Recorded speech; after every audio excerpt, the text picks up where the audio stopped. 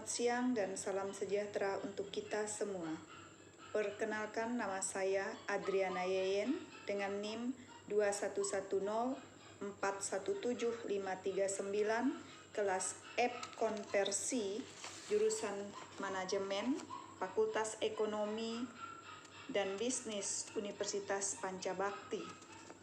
Pada kesempatan kali ini, saya akan menjawab UTS Anggaran Perusahaan. Yang pertama, apa yang saudara ketahui tentang penganggaran perusahaan? Jelaskan menurut saudara sendiri. Yang saya ketahui tentang penganggaran perusahaan adalah suatu anggaran yang direncanakan untuk membiayai segala keperluan perusahaan dengan terlebih dahulu menelaah pos-pos pengeluaran, menentukan besaran yang diperlukan untuk setiap pos yang ada, menyesuaikan dengan modal yang ada, agar hal ini dilakukan supaya penganggaran yang dilakukan tepat sasaran dan untuk menghindari penggunaan anggaran yang kurang efektif atau salah sasaran. Yang kedua, hubungan anggaran dengan manajemen memiliki hubungan yang kuat, misalkan manajemen staffing.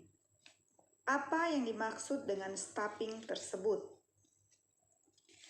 Staffing adalah penempatan karyawan sesuai dengan ilmu dan keahliannya di bidang tertentu atau di bagian yang dikuasai.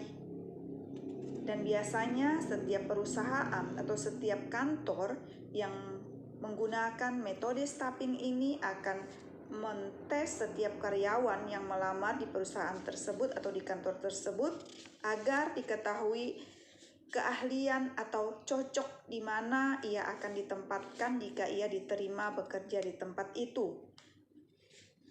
Dan setelah itu, setelah dilakukan tes, karyawan dapat bekerja sesuai dengan keahliannya supaya goal yang akan dicapai oleh perusahaan akan mudah dicapai.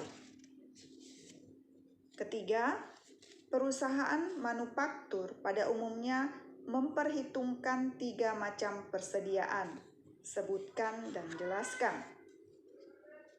Ada 3 jenis persediaan pada perusahaan manufaktur, yaitu persediaan bahan.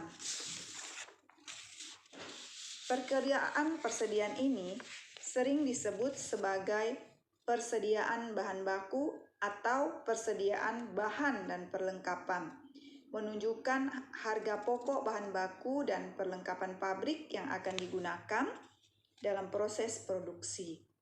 Hal ini berarti bahwa perkiraan ini menunjukkan nilai persediaan bahan dan perlengkapan pabrik pada suatu saat tertentu. Yang kedua, persediaan barang dalam penyelesaian. Persediaan barang dalam penyelesaian yang sering juga disebut sebagai persediaan barang dalam proses menggambarkan biaya bahan langsung, tenaga kerja langsung, dan overhead pabrik. Atas barang sudah mulai dikerjakan tetapi belum selesai sebagai barang jadi pada akhir periode yang bersangkutan atau pada saat tertentu lainnya. Dengan demikian, perkiraan ini menggambarkan nilai persediaan dari barang yang masih dalam proses produksi pada saat tertentu. Persediaan barang jadi. Perkiraan persediaan barang jadi menggambarkan harga pokok barang yang telah diselesaikan, dikerjakan, dan siap dijual. Perkiraan ini sejalan dengan perkiraan persediaan barang dagangan dalam perusahaan dagang. Barang yang telah dijual selama satu periode tertentu dikeluarkan dari perkiraan ini dan menjadi harga pokok yang dijual. Selanjutnya, pertanyaan yang keempat, anggaran penjualan merupakan salah satu bagian anggaran yang sangat penting. Mengapa? Sebelum kita memberikan alasan mengapa anggaran penjualan merupakan salah satu bagian anggaran yang sangat penting, pertama kita melihat definisi dari anggaran penjualan, yaitu anggaran yang sudah direncanakan secara lebih jelas terkait penjualan suatu produk perusahaan dalam kurun waktu periode yang akan datang, di mana di dalamnya mencakup rencana terkait jenis produk yang nantinya akan dijual, jumlahnya, harga jual produk per unitnya, serta waktu penjualan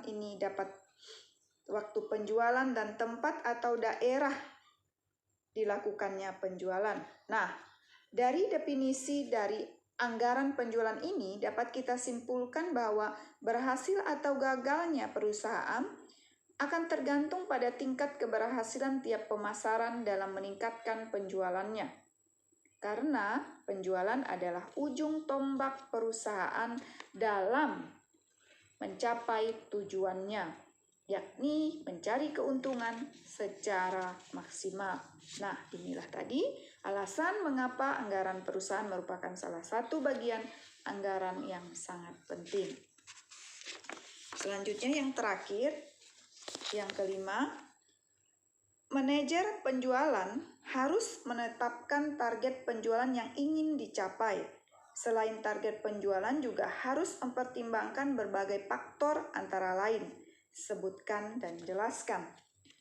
Dalam menetapkan target penjualan, Anda perlu memperhatikan hal berikut ini.